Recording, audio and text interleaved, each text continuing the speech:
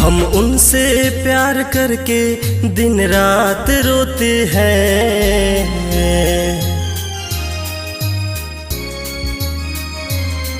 हम उनसे प्यार करके दिन रात रोते हैं। हम उनसे प्यार करके दिन रात रोते हैं। वो चैन से सोती है हो,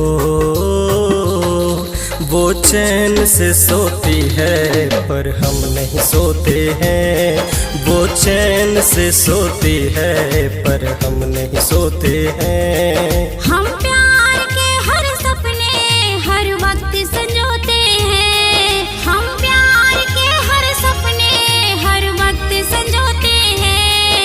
तेरे इश्क में ओ दीवाने दिन रात रोते हैं। तेरे इश्क में ओ दीवाने दिन रात रोते हैं।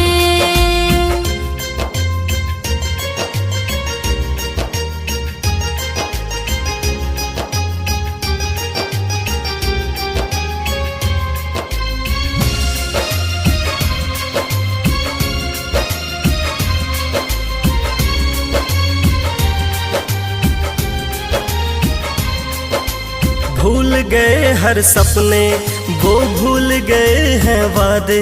छुप छुप कर जो मिलते थे करते थे जो मुलाकातें। ना सितम कर इतना तू है मेरे सीने में। तेरे बिना मर जाऊं रखा है क्या जीने में।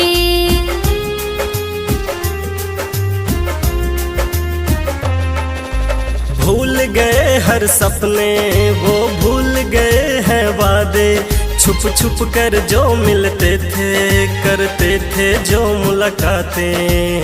ना सितम कर इतना तू है मेरे सीने में। तेरे बिना मर जाऊं रखा है क्या जीने में। ये दिल लगी तो शायद तेरे लिए छोटे हैं। ये दिल लगी तो शायद तेरे लिए छोटे हैं। वो चैन से सोती है पर हम नहीं सोते हैं। वो चैन से सोती है पर हम नहीं सोते हैं।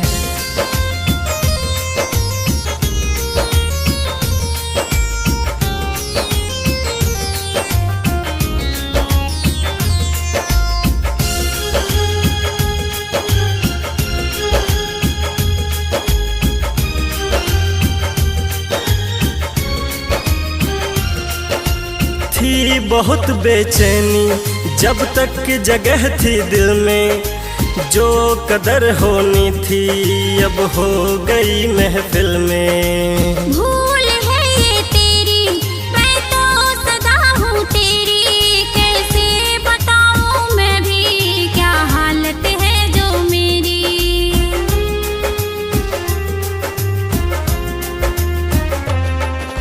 थी बहुत बेचैनी जब तक जगह थी दिल में। जो कदर होनी थी अब हो गई महफिल में। भूल है ये तेरी मैं तो सदा हूँ तेरी। कैसे बताऊँ मैं भी क्या हालत है जो मेरी। झूठे फसाने में क्यों दीवाने होते हैं। झूठे फसाने में क्यों दीवाने होते हैं। वो चैन से सोती है पर हम नहीं सोते हैं।